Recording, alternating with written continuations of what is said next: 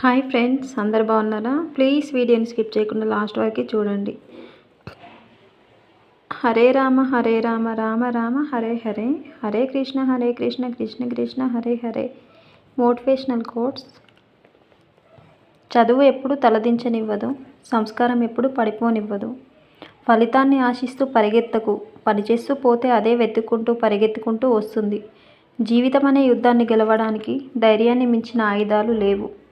ఇష్టం ఎక్కువగా ఉన్నవారి మీదే కోపం కూడా ఎక్కువగా ఉంటుంది. ఎందుకంటే కోపం కూడా ఒక ప్రేమే. నీచులకి అధికారం ఇస్తూ పోతే గొప్ప వాళ్ళను తొలగిస్తూ పోతారు.